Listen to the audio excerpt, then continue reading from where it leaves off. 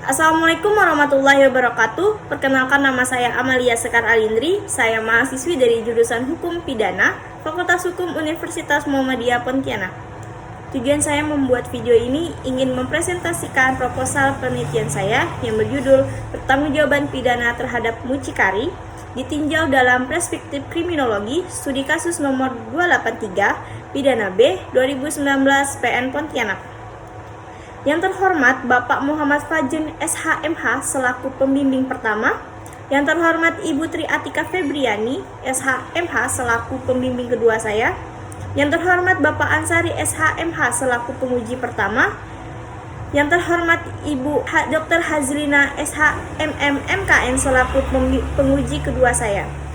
Baik, untuk mempersingkat waktu, saya akan mempresentasikan proposal saya. Latar belakang, di Indonesia praktik prostitusi telah terjadi sejak zaman Kerajaan Jawa, di mana praktik perdagangan perempuan pada saat itu merupakan bagian pelengkap dari sistem feodal.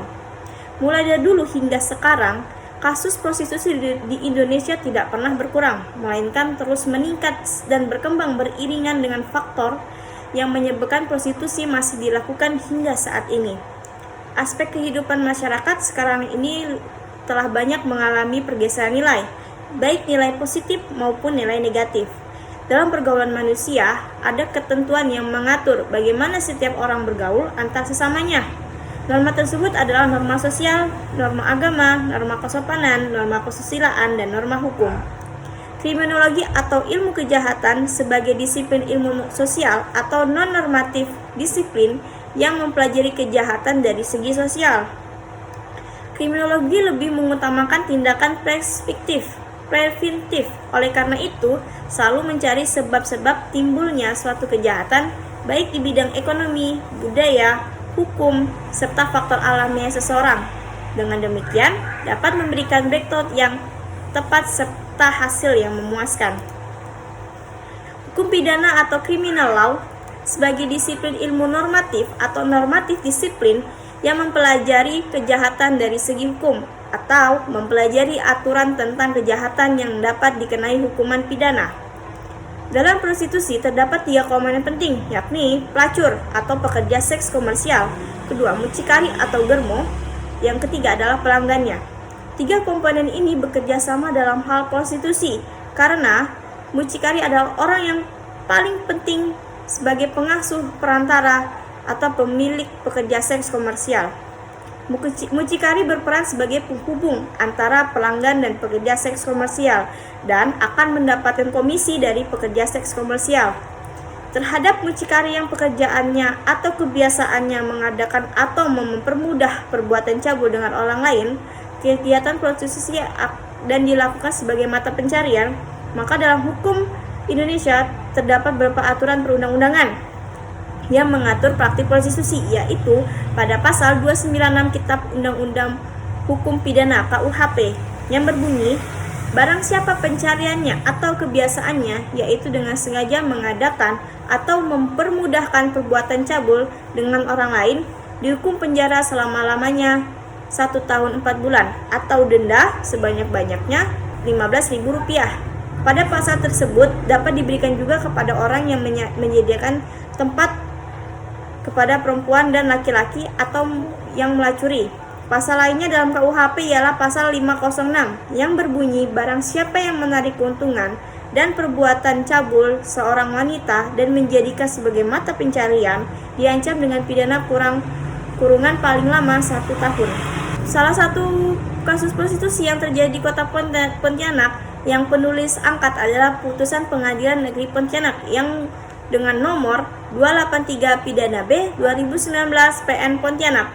Pada kasus ini melibatkan mucikari SH yang masih berstatus sebagai mahasiswa Universitas Negeri di Kota Pontianak yang menjalankan profesinya sebagai mucikari dan mempekerjakan pekerja seks komersial kepada pelanggan. Pada putusan tersebut, mucikari SH diputus melanggar pasal 296 KUHP. Berdasarkan uraian di atas, maka penulis tertarik untuk mengadakan penelitian dengan judul Pertanggungjawaban Pidana Terhadap Mucikari ditinjau dalam perspektif kriminologi studi kasus nomor 283 Pidana B 2019 PN Pontianak.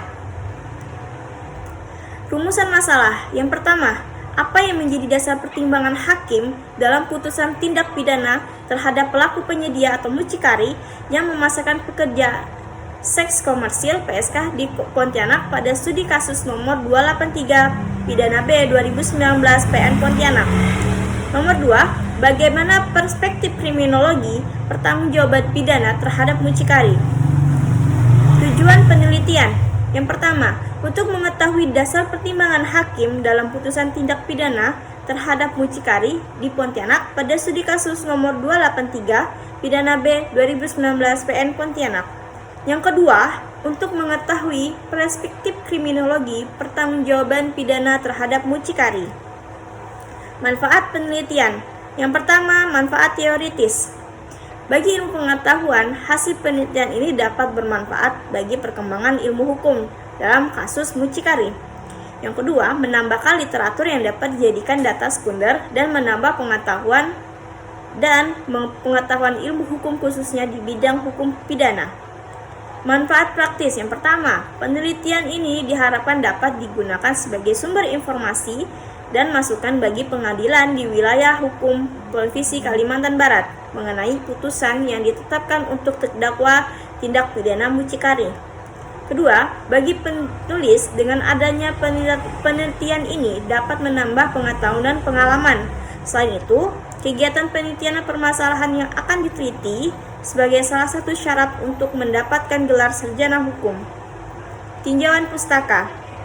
Putusan pengadilan. Putusan pengadilan menurut pasal 1/11 Kitab Undang-Undang Hukum Acara Pidana adalah pernyataan hakim yang diucapkan dalam sidang pengadilan terbuka. Dalam penyelesaian perkara pidana di pengadilan terdapat 3 bentuk putusan. Yang pertama, putusan bebas. Pengaturannya terdapat dalam pasal 191 ayat 1 KUHP. Yang kedua, putusan lepas diatur dalam pasal 191 ayat 2 KUHP. Yang ketiga, putusan pemidanaan diatur dalam pasal 193 ayat 1 KUHP. Mucikari. Mucikari adalah orang yang berperan penting sebagai pengasuh, perantara, dan atau pemilik pekerja seks komersil. Kerangka teori. Yang pertama, kriminologi. Kriminologi merupakan ilmu pengetahuan yang mempelajari kejahatan dari berbagai aspek. Kata kriminologi pertama kali dikemukakan oleh P. Topinat, seorang ahli antropologi Prancis. Yang kedua, hukum pidana merupakan ketentuan yang mengatur tindakan apa yang tidak boleh dilakukan, di mana saat tindakan tersebut dilakukan, terdapat sanksi bagi orang yang melakukan. Hukum pidana juga ditunjukkan untuk kepentingan umum. Teori kepentingan hukum. Kepastian adalah perihal keadaan yang pasti, ketentuan atau ketetapan. Hukuman secara hakiki harus pasti dan adil. Pasti sebagai pedoman kelakuan dan adil karena pedoman kelakuan itu harus menjunjung satu tatanan yang dinilai wajar. Teori pemidanaan. Teori pemidanaan dikelompokkan dalam 3 golongan besar, yaitu: pertama, teori absurd atau teori pembalasan. Yang kedua, teori relatif atau teori tujuan. Yang ketiga, teori gabungan. Metode penelitian. Jenis penelitian yang digunakan dalam penelitian ini adalah empiris. Lokasi penelitian dilakukan di wilayah Pengadilan Negeri Pontianak kelas 1A yang berkedudukan di Jalan Sultan Abdurrahman nomor 89, Sungai Bangkong, Kecamatan Pontianak, Kota Pontianak, Kalimantan Barat. Sumber data. Data yang digunakan dalam penelitian ini adalah data primer yang terdiri dari mucikari, Pengadilan Negeri Pontianak, dan kepolisian. Data sekunder adalah data dan bahan yang mendukung bahan primer seperti buku, undang-undang, jurnal, laporan, artikel, serta dokumen yang berkaitan dengan permasalahan mucikari atau prostitusi. Teknik pengumpulan data yang digunakan dalam penelitian ini adalah teknik wawancara dan studi dokumen. Metode analisis data. Metode analisis data yang akan digunakan yaitu analisis kualitatif. Bahwa analisis kualitatif bersifat deskriptif, yakni dengan data yang berupa kata-kata dan wawancara yang akan dilakukan oleh penulis secara langsung. Berikut ada sistematika penulisan yang terdiri dari 5 bab. Berikut adalah lampiran pertanyaan-pertanyaan yang akan ditanyakan. Baik, sekian, terima kasih. Wassalamualaikum warahmatullahi wabarakatuh.